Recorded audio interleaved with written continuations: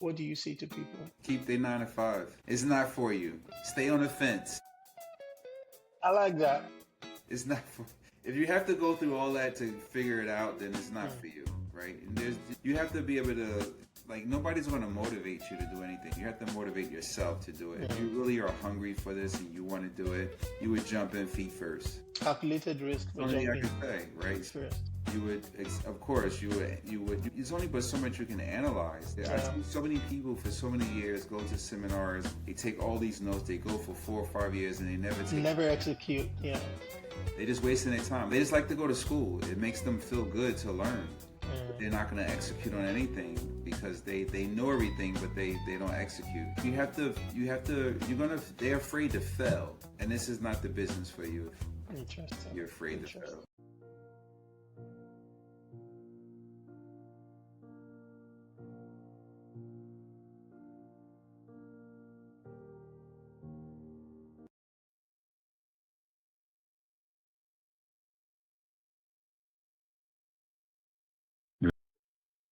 Welcome to another episode of the Business for the One podcast, where we unpack the real stories, strategies, and stumbles behind building and growing successful businesses. I am your host, Ayo Oye. Today, we're talking about an industry that has been around since the inception of time and has started making waves again in recent years: real estate. Our conversation would center around how to leverage the industry to build wealth today. My guest is Fuquan Bilal, a visionary real estate investor and educator who has spent the last 25 years transforming distressed property into high-yielding assets. As the CEO of NNG Capital Fund, Fuquan has raised over $50 million in real estate capital to build a thriving portfolio of Class B multifamily properties and luxury single-family homes. His unique strategies and ability to connect with investors have made him a leader in the industry. Fuquan is passionate about empowering others to achieve financial freedom through real estate, and he's here to share his insight on creating wealth, building networks, and transforming communities. All of that said, it's my pleasure to welcome you to the podcast today. Good to have you here, Fuquan. Thank you for having me. I really appreciate it. Yeah, I think a good place to start would be to talk a bit about your background, right?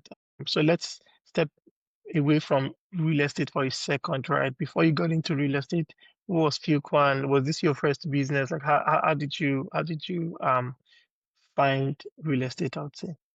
Wow, first business. I believe it was a joint venture with my mom on a restaurant, which was a terrible idea. What I learned from the restaurant business, the best way to do it is just to have takeout. Easy. Mm, Make the same amount of dishes, side orders, and the main dish, meat, poultry, whatever. It's easier, more volume. But I started off, I come from the world of corporate business and into sales, from sales, mm-hmm. and then transition into real estate back in 99. It's actually been a 26-year journey this year.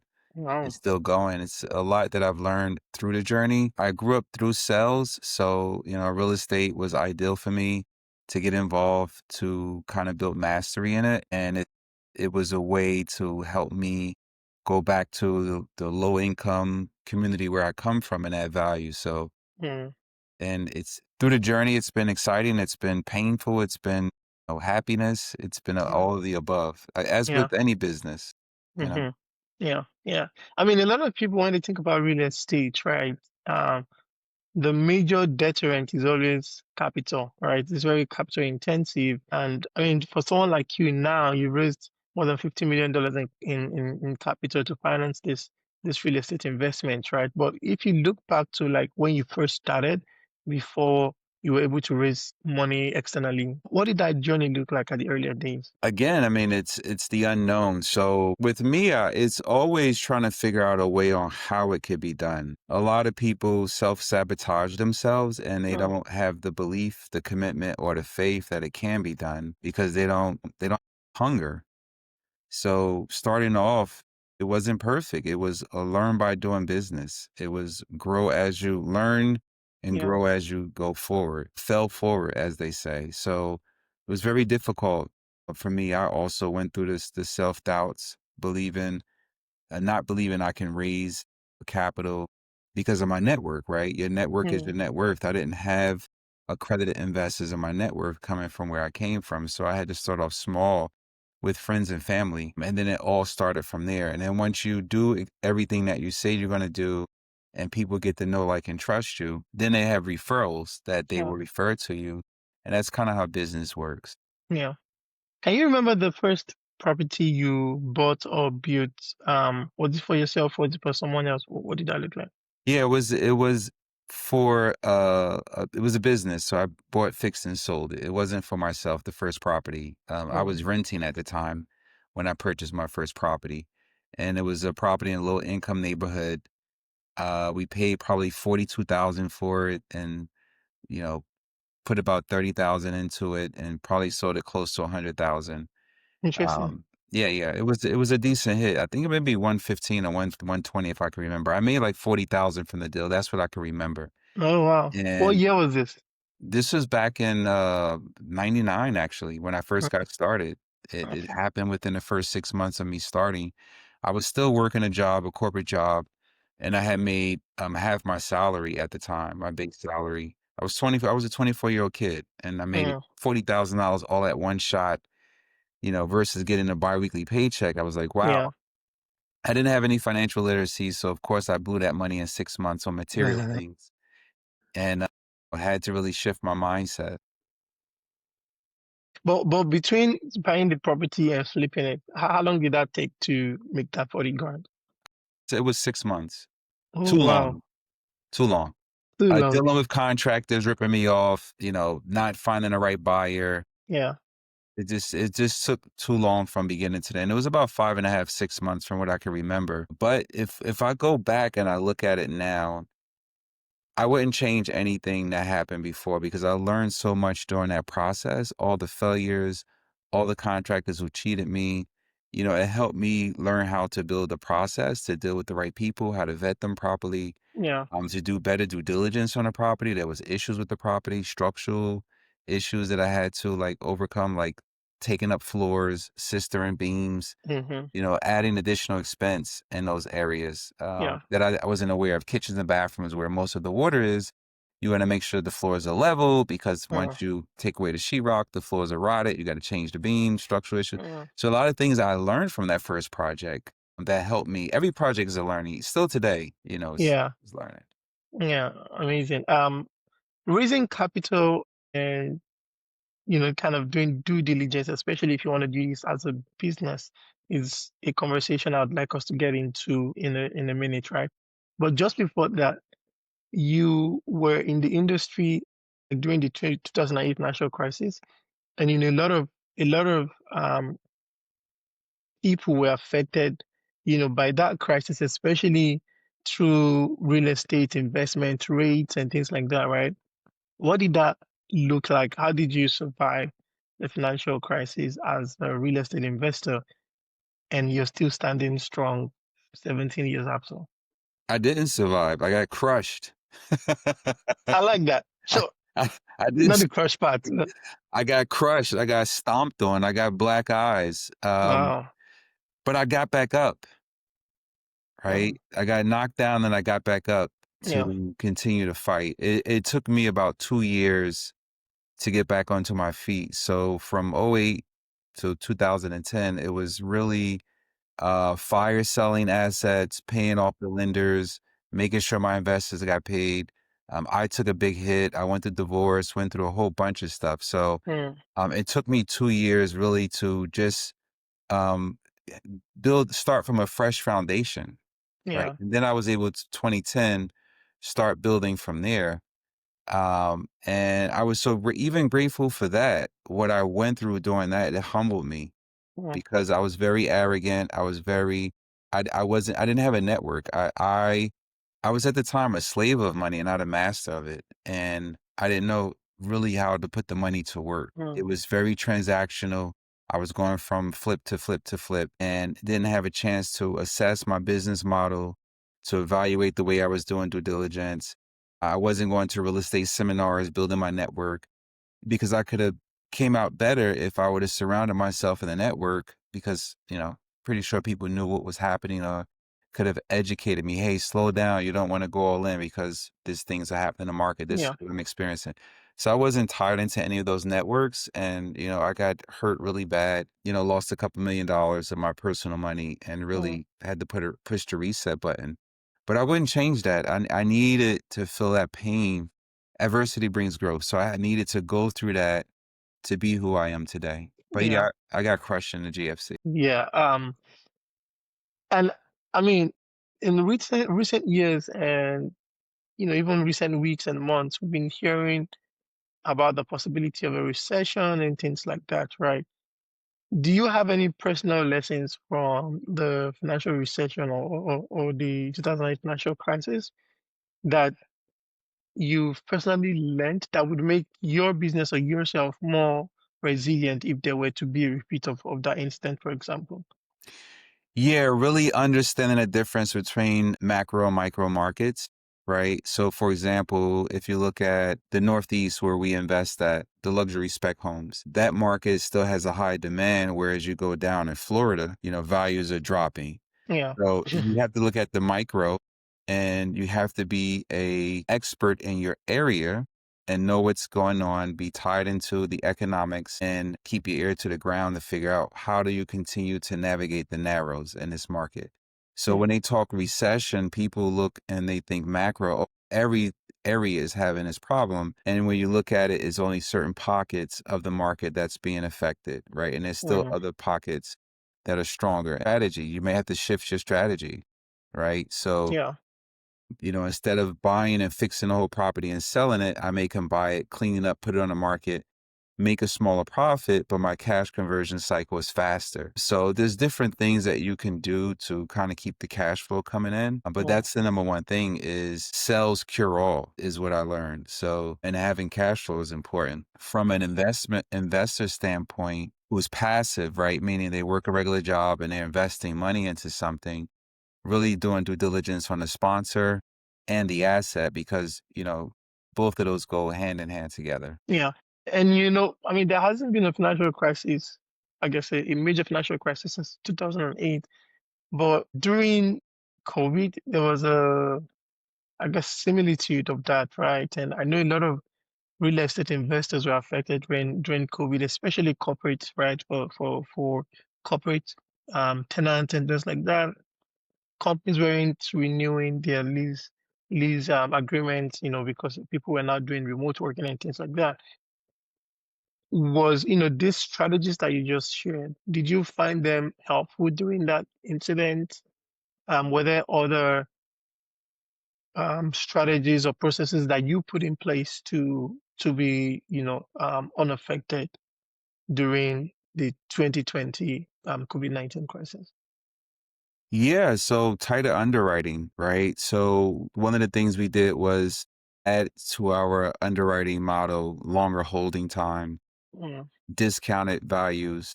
So things that if we thought something was worth a $500,000, we would discount it by 20%. mm, And if it's still past the sniff test and the underwriting, we executed on it. okay. And we still keep some of those things, just depending on where we're investing, tighten up the underwriting. So building longer holding times. As far as operationally, we definitely focus more on operational efficiency, really getting the KPIs that move the needle, so to speak, and constantly educating ourselves. Like there's so many programs as a business owner that you can learn about with this EOS by Gino Wickman, the entrepreneur operating system that gives you meeting rhythms and things to make sure that your team is on board with and constantly leveling up your staff and educating them so Mm, they are conscious and aware of everything. So those were some of the things that we've implemented, which help us run a more efficient model today. yeah, interesting. And Fuquan, right now, there's a lot of rave and a lot of people are trying to promote real estate investing, and it looks like the hot thing right now, right? Do you do you think that's true? I mean, you've been in the industry now almost 3 decades, right? What do you think about the current cycle? Where is the real estate market or the real estate industry right now? Is this a good time to get in? What should people be doing at this stage in the life cycle? Yeah, I mean, I was laughing because you said 3 decades. This has made me feel old for a minute. You used the word decades. I'm like, wow, I would say you're a sage now, a veteran of the industry. thank you. Veteran doesn't make it better. No, I would say really just, again, like I mentioned earlier, focusing on operational efficiency and things that can make the business model better, the person better, because the business only grows to the extent that you do. So you got to constantly be growing yourself, your team also have to be because they're on the front line. One of the things I learned, which was very interesting, is that a business can't be successful. Only the Mm, people that run it can be, right? If the people that run the interesting. business is successful, then the business would do good. But really, it's all of I don't know if I answered the question.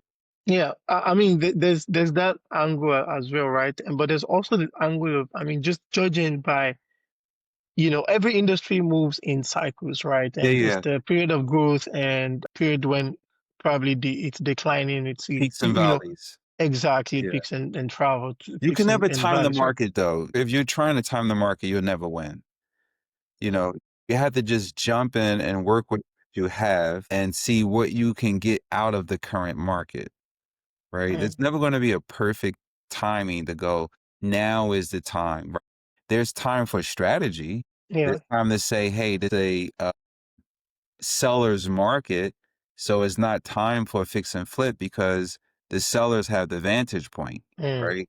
When it's a buyer's market, okay, yeah, now it's time for fix and flips because there's more inventory on the market. mm, Sellers are going to reduce price and now it's more profitable for you to do yeah, fix and flips, right? yeah, So when it's a seller's market, okay, it's time to buy and hold. mm, The buyer's market, okay, it's not. So that's the cycles in the market that you want to pay yeah, attention to with that mm-hmm, particular strategy.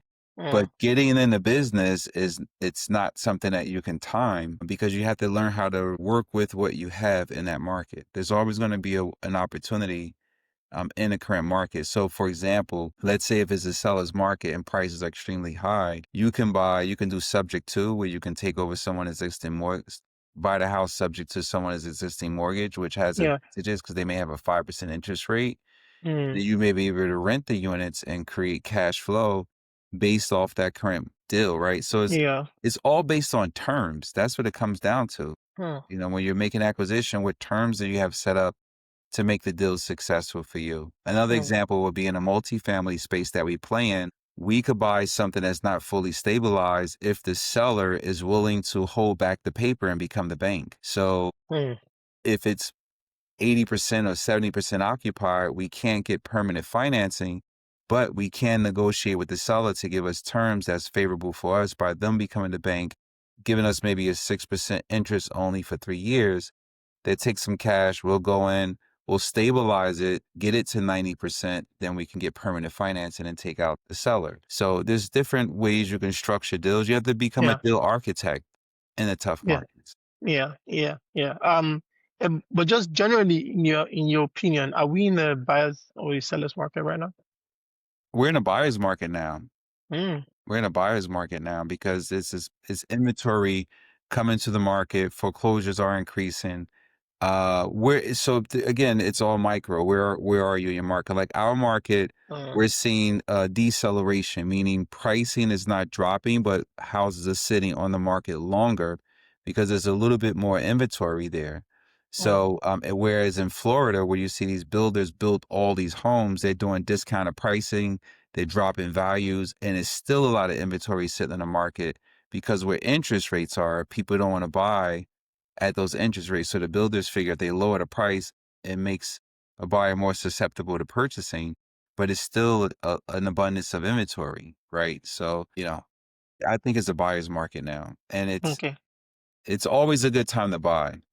It's always a good Yeah, time to buy. yeah. I guess that makes sense. Let's talk a bit now about what the process looks like, right, for people who are looking to buy for, personal use, so a residential property versus those who want to get into the business of buying and flipping or developing and things like that. What does the process look like for each category of people? Yeah, it's time, right? Time capacity. What do you have the capability to do? So if you are a flipper, of course, you're gonna have to have time to manage the project or find a GC, right? Mm, So first it starts with education. Like how okay. much do you know about this? Who do you know who's doing it that you can shadow and learn from before you invest your dollars? And then do you have the right team and resources in order to execute your strategy on that? A renter's market, do you have the right property management company in place? Because I would imagine you wouldn't want tenants calling you 2 o'clock in the morning for a leaky toilet. So, do you have the right person in place to manage that asset for you?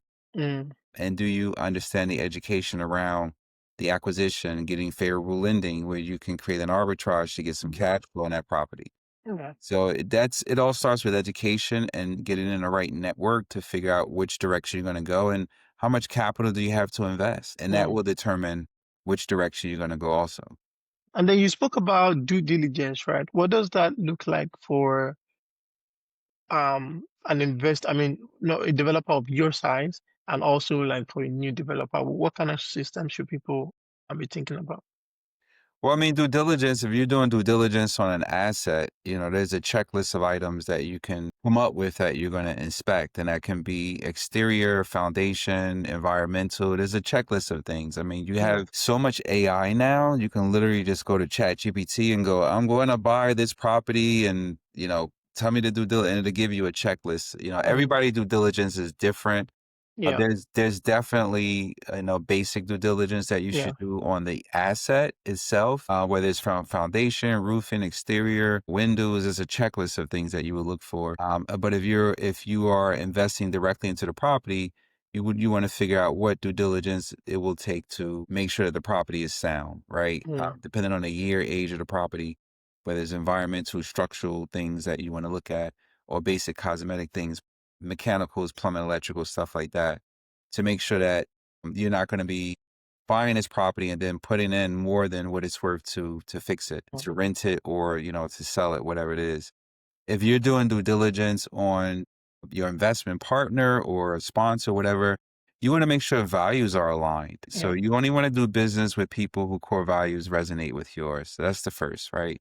Mm, And then you want to look at track record, how long they've been in the business. Are they still an active operator, or are they someone who's online selling courses? Do they do the business? What's their track record and past performance? And, that's pretty much it. interesting. And you mentioned that you serve the northeastern U.S. market. Yeah, so we're like 35 minutes away from the city. So North Jersey area, pretty much 5 counties where we laser focus on. Anywhere that's 35, 40 minutes away from the city by train or bus, it's kind of where we focus at. Is there like a repository of like real estate developers? Like if someone wants to buy property somewhere in the US that's not, say, in the Northeast or even in the Northeast, like how do they find you? But also if they want to buy in the market that you don't serve, how do they find trustworthy developers to talk? Yeah, so they would research again. They can research online what markets are hot in the U.S. I would say, well, we are medium house income. I mean, medium sales price is around 650,000. So that's a higher ticket item, right? My average acquisition is 700, 800,000 that I'm buying a property for. Then I'm fixing it and I'm selling it anywhere from 1.5 million to $2.2 million, right? And I Mm, may put anywhere from 300,000 to 800,000 construction costs. I may tear the house down and rebuild it. I may buy a house for 800,000, tear it down, and invest another 800,000 to rebuild it just to sell it for 2 million. mm, So there's other areas like Florida where you can literally certain pockets, or Ohio where you can get properties for 40,000, 30,000. Most people out of the country, when they're looking at investment, they want to diversify a little more. So they will play around with smaller properties so they can get three properties for the price of one. So you one. can buy three properties in Ohio for the price of one property. And so Crazy. if you buy a $30,000 property in Ohio and you got to put like 10, 15 grand in it to get it up and running, then you want to rent it to a tenant for 8, 900 a month, that's a decent spread, right? It meets the Mm, 1% rule. So most people who are out of the country invest in areas like that, and they learn the business with smaller ticket items before they graduate to buying larger items. interesting. What's the 1% rule in real estate? Well, it's basically you don't wanna be invested in more than 1% of the rent. So if you're renting, for $800 a month or whatever it is, you wanna make sure it's like, let's use 100,000 to be even. So if you have Okay. 100,000 in, you wanna be at least making $1,000 a month. Ah, okay. Okay. Okay. Okay. That makes sense. Yeah, Okay. you wanna be at And least rent it for $1,000 a month. that makes sense. Okay. And I've spoken to a couple of people in real estate, and it looks like the general direction now is like developers are trying to move outside of the US market into more, I don't know if they say developing market, but like places like Dubai, even like Africa, the Caribbeans, all these vacation destinations and places like that, right? Is that what you're seeing across board? And do you think the US market is still attractive, especially for people who want to do this as a business, right? Not for residential buyers.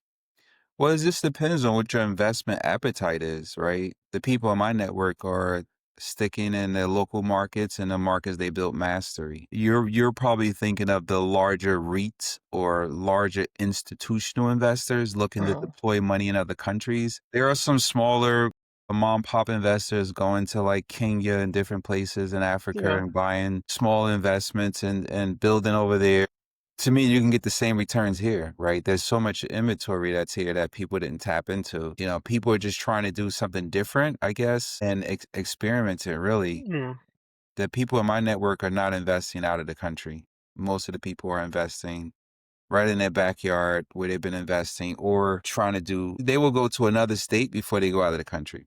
So that makes you're sense. talking about the Black Rocks and the big, you know, No, big even smaller people. I mean, I was listening to a podcast about a month ago. Pretty young person, solopreneur, has like maybe like a 50 to $100 million fund as well, and chooses to focus mostly on the Dubai, and then now has transitioned into like the African market. I just wanted to know if it's because those markets are more attractive, more probably more yield. lucrative. Yeah, probably Mm, more lucrative mm, to deploy capital over there. But I would definitely say, again, back to the due diligence, you have to kind of go over the hill and get the arrows in your back first. Like I would yeah, never like raise capital if I didn't have my own capital investment invested or case studies in those countries, yeah, proven yeah, concept before I raise capital to go there, right? There's a lot of operators who just gamble. They just see a good thing, they get a performer for somebody and go, these are great returns. And sometimes they're partner with other people. So they're raising capital for people who's local there already, who don't have the capital to do it, but they have the yeah, experience. So they're partner with someone more than likely who's in that area local and helping to boost that business, but it's basically on a partnership. yeah. Okay, that makes sense to me. You already started talking about, investment and raising capital. So let's just continue down that road, right? You've now raised more than $50 million, which is no small feat, but also in a very capital intensive industry. Is that a large amount of money? How significant is this in the context of real estate investing? It's not a lot of money. Okay. I mean, that's over a 12-year journey. Some people raise that in 1 year. Hmm. It's not a lot of money. Okay. I mean, But yeah. from where I come from Mhm. and what I built, it's a lot to me. Yeah. But in the industry, there's some people who raise that in a year because they Mhm. have the network. It goes back into your network is your net worth, right? Yeah. There's some people. I know a guy I was at lunch with about a month ago. Wall Street fallout. He worked for a firm in Wall Street. He had the resources and connects. He liked real estate. He saw the returns. He decided to open up his own shop, and he raised 300 million in a year Wow. to deploy in real estate. And I'm just like, wow, this guy was able to do that in a year. Here I am, been doing this for 12 years and raised, more than $50 million, not even, to date. And I'm like, this Hmm. guy did it 300 million in 1 year because he had the contacts, he had the resources. So Yeah. it depends on your network. So it's not a lot, but you want to make sure that you can actually deploy the capital that you raise, right? You have to have the assets to buy and you have to be able to deploy that capital. Yeah. Because you're gonna pay returns on that, whether or not you deploy or not, right? Correct. Yeah. Yeah. But can you talk a bit to the process of raising capital? What does that look like specifically in the real estate industry? Yeah, I always start off with educating yourself. For me, I retained a securities attorney to find out the do's and don'ts in the raising capital business and help Mm, me structure my operating agreement, my business plan in order to put it together in a PPM, private yeah. placement. And once I did that, it started off small with friends and family. It's a whole separate business, Mm, completely separate business that you have to learn, right? And it's a relationship business. It's not transactional. You're managing people capital from their retirements, from their yeah. savings, and it's always a consistent communication to them, good, bad, and ugly, making sure service is right, and it's education all the time, letting them know how you underwriting deals, what are you doing. Most things I see is when people raise capital from investors, they don't continue to educate. They just send them the payment in a monthly statement, and investors like to know what's happening in the market where you're investing. So keeping that open line of communication is important. Yeah. It's a whole other business. So, even to this day, I'm still learning more about digital marketing, how to, the frequency of communicating with investors. Is it too Yeah. much? Is it too less? So these things you'll learn, as you start to raise capital. Yeah, that's the next thing I actually want you to talk about, the process of kind of building trust with investors, especially, in the real estate market where you're going to be raising capital almost every other year, right? Because you raise this year, you deploy, you need to raise another one. You need to learn these skills, how to manage investors, how to build trust with them. What kind of, I guess, best practices have you seen work, and what are the terrible practices to avoid? Best practices is communication, all the time. Communication and education. I would say Mm, best practices. Worst practice is when things go wrong, not communicating. Only mm, communicating the good and not communicating the bad. Right? You see it on social media all the time. Everybody's life is perfect. No one is talking about the challenges they having or yeah, anything else. So we yeah, make it a habit when we communicate with investors, good, bad, ugly. Every yeah. piece of communication. Here's what went right. Here's what went wrong. Here's what we're doing about it. Yeah, that's helpful. That's helpful. And then um, another thing you mentioned is about the fact that, when you raise capital, you then have to deploy, right? Can you talk a bit as to the process of finding properties to invest in? Because I don't know how available, for people who do this commercially, right? Who do this as a business. I don't know what the process is like for finding properties, finding contractors or artisans to help you fix them, get them ready to flip and then sell. What does that look like in practice? Yes, you're building a network, going to different events, trade shows, building your contacts, your resources, connecting with realtors that have assets, connecting with people who find off-market properties, building up your acquisition funnel and your contractor team, vetting out the proper contractors. Is really building a team and then, continuing to develop standard operating procedures around that and Yeah, processes. And then you start off with an assistant first that helps you, and then eventually you start hiring more people to kind of build it out. These days, you can build virtual component to kind of save on labor costs as well. So yeah. that's pretty much what that looks like. Building out your team, giving additional support and training, traveling to trade shows, building out your resources, vetting them out, and pretty much going from there. So this sounds like something you have to do actively, right? It doesn't look like you can do this commercially on the side. Yeah, I mean, if you are not boots on the ground, so to Yeah, speak, you really can't be too active, right? But it just depends, right? How much control do you want? How much return do you want to make? So are you willing to make less and have less control to become more passive where you're just abdicating the funds? Or what part of the business will you play in? Will you be yeah, the one who's underwriting deals, putting it together, and then you find a local partner, boots in the ground, that can kind of run the show for you and you give them a piece of the pie and some yeah. incentives? So it's you can structure and slice it in so many different ways. Got it, got it, got it. And you also mentioned, Fuquan, that you focus on Class B multifamily and luxury single family homes, right? Is Correct. there an opportunity here that people are missing? Why have you selected this particular subsegment of the industry? Well, for me, those are the two verticals that we focused on. So year built, anything from, 1980 on up, that's property class type and the newer Yeah. builds is A, new construction is Class A.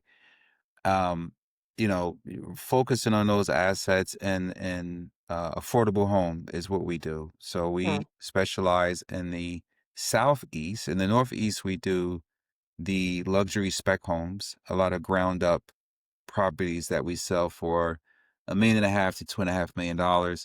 And then the Southeast is our rental portfolio. We focus on affordable homes for low income families, seniors who can't afford a rent bump, battered women and children.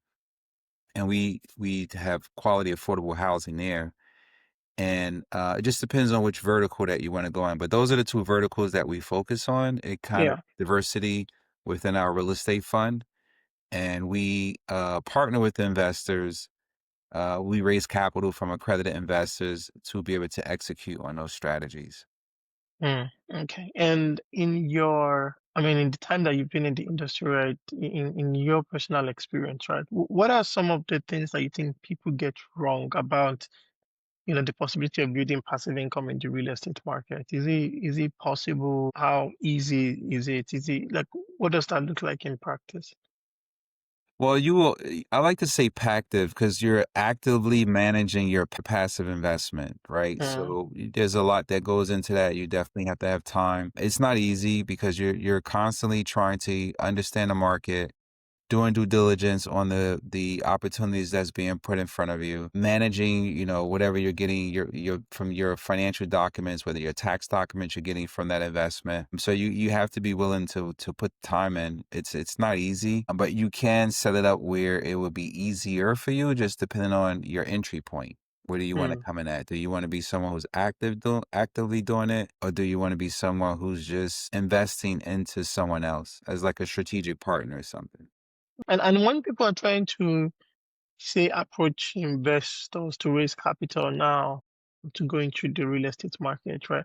Are there, I don't know, special considerations that you need to make your investors aware of? Because, kind of like we said, the real estate market is a bit volatile, so to speak. Are there special investor profiles that you need to keep in mind?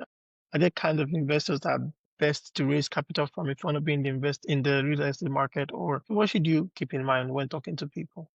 Yeah, well, we focus on accredited investors only, someone who has a net worth of $1 million, not including their primary residence, or they Okay. earn 300,000 or more if they're married, and 200,000 or more if they're single. So those are the investors that we focus because we know that those investors have experience and they understand how investments work. They understand the risk. Can you talk about like the worst to the extent that you can speak about it? Like I want to say the worst investment year that you've had in the real estate market. What did that look like? Not being able to meet investor returns. How did that work? Like, how were you able to manage investor expectations and still keep them on board, you know, at a time when maybe you couldn't meet the promised returns or the market was just in a terrible place? Yeah, I would go back to '08.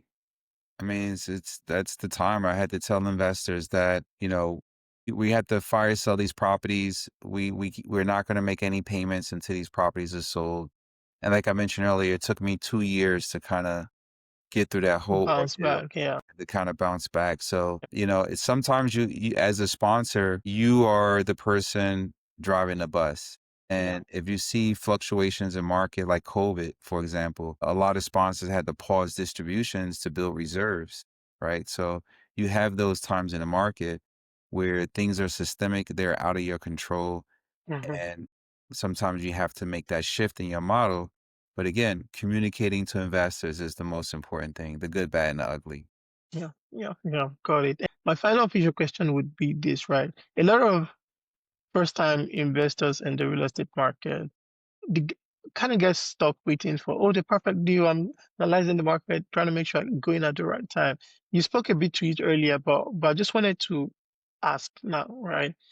Well, I guess the question would be, what advice do you have for people who are kind of hesitating, trying to figure out when is the right market to go into the market, or I want to get the perfect deal? What do you say to people? Keep the 9 to 5. It's not for you. Stay on the fence. I like that. It's not for if you have to go through all that to figure it out, then it's not Mm, for you, right? And you have to be able to like nobody's going to motivate you to do anything. You have to motivate yourself to do it. If you mm. really are hungry for this and you want to do it, you would jump in feet first. Calculated risk, That's the but only thing I could jumping say, right? feet first. So you would, of course, there's only but so much you can analyze. Like I've Yeah. seen so many people for so many years go to seminars, they take all these notes, they go for 4 or 5 years and they never take it. Never execute. Yeah. They just wasting their time. They just like to go to school. It makes them feel good to learn. But Mm, they're not going to execute on anything because they know everything, but they don't execute. They're afraid to fail. And this is not the business for you if interesting. you're afraid to Interesting. fail. Okay. Perfect. Perfect. Okay. If someone is living in the northeast part of the US and they're like, okay, I'm interested in this, I want to talk to you. What should they do? Where should they go to? Well, we can go to our website. That's nngcapitalfund.com, nngcapitalfund.com. Schedule a discovery call. I'll be happy to speak with you about your investment journey and see if there's anything that we can do to help support that. And what kind of services do you offer specifically? Is it searching for property, deal advisement, etc., all of that? What does that look like? Well, we don't give any investment advice. We don't do Okay. any searching for properties. We just give investors the opportunity to partner with us on deals to make great returns. Perfect. And they go to nnginvestment.com, nngcapitalfund.com. nngcapitalfund.com. Thank you. Final question for you is if someone is listening to this podcast and say they only listen to 10 minutes, right, of the entire podcast, what is the one lesson you want them to take away? What's the key message here? Educate yourself on whatever strategy in real estate that you want to get into and take action. Take action. Take action. Thank you so much. This has been a wonderful conversation. It was good to have you on the show today, Fuquan. I appreciate it. Thank you. Thank you, and see you on another episode of the Business 101 podcast. Awesome.